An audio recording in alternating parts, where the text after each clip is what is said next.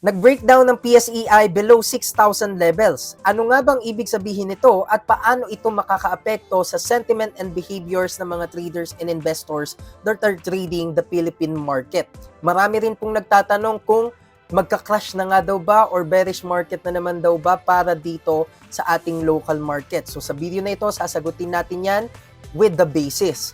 Pero kung bago ka pa lamang pala dito sa aking YouTube channel or TikTok account, mag-follow at mag-subscribe ka na dahil gumagawa tayo ng mga business contents, finance contents, and other helpful material para po sa mga baguhang traders dyan, mga baguhang investors, especially the students, the youth, the OFWs, and the corporate workers. So, mag-follow na po kayo at marami kayong matututunan dito for sure.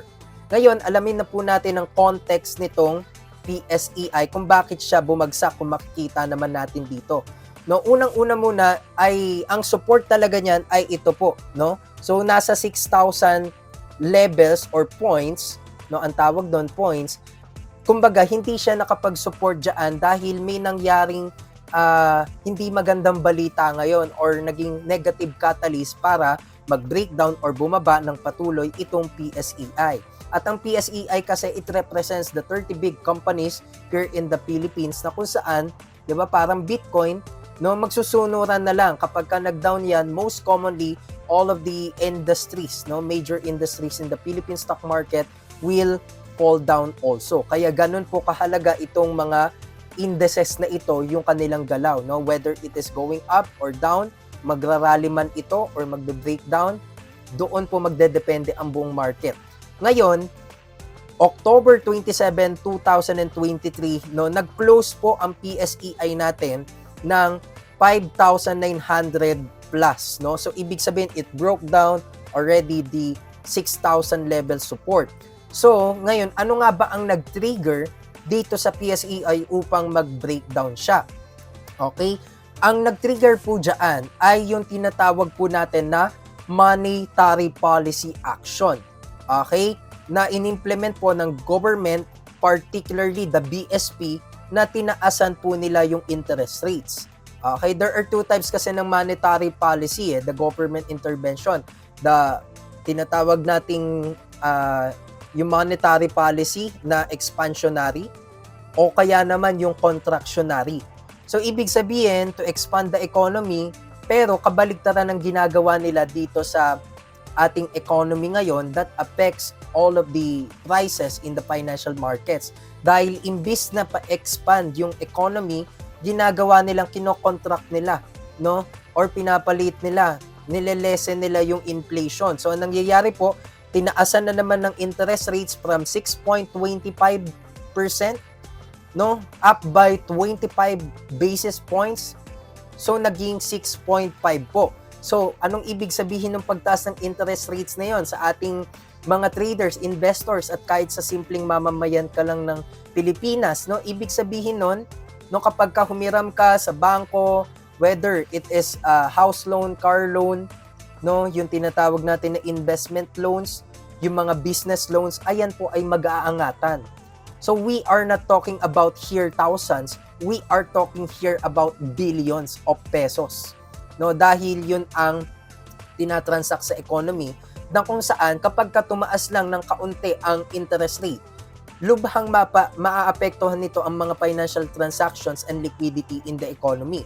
Thus, it affects also yung confidence ng mga investors and big businessmen na mag-invest dito sa sariling bansa, especially the foreign investors, no? So kaya nangyayari, syempre, magiging lessen yung efficiency ng ating mga corporations, mga companies here in the Philippines. So anong nangyayari po ngayon, no? Syempre, pag tumaas yung interest rates, tataas yung cost of borrowing, tataas yung cost of doing business, hindi masyado magiging efficient ang business transactions here sa ating bansa.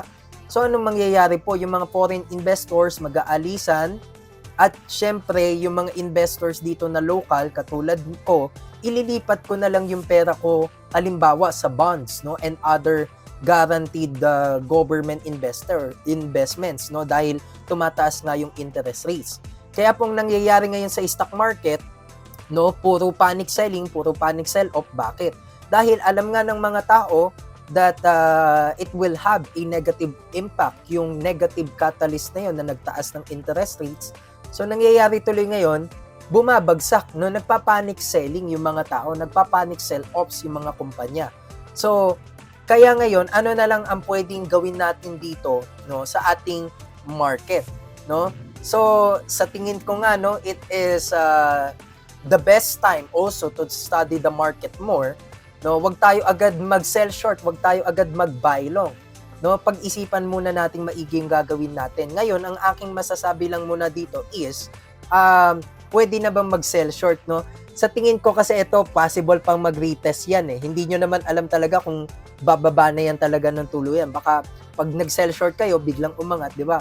Possible malugi. So, ang gagawin natin dyan, obserbahan natin kung babalik ba siya dito. Hindi na kasi makita, no? Sa 6,000 levels na yan. So, kapag ka nasa 6,000 levels na ulit, so possible ulit siya mag 61,100, 62,100. So, pabalik na ulit ng 6,000 levels.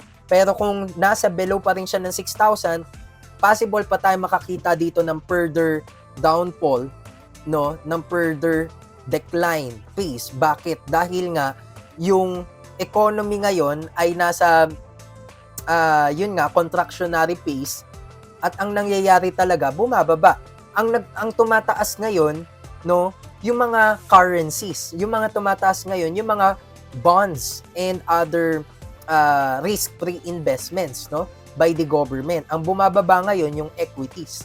Ang bumababa ngayon yung mga delikadong mga assets, no, particularly, no, the rates is definitely to do with the business, no? So connected kasi yung interest rates, exchange rates sa pagbi-business, no? Kaya naman syempre kung malaking business ka, malaking institution ka, it definitely affect, no, yung transactions, yung flow of capital investments, and yung tinatawag nga natin na debt, no? Ibig sabihin yung mga pautang kasi tumataas yun eh, di ba?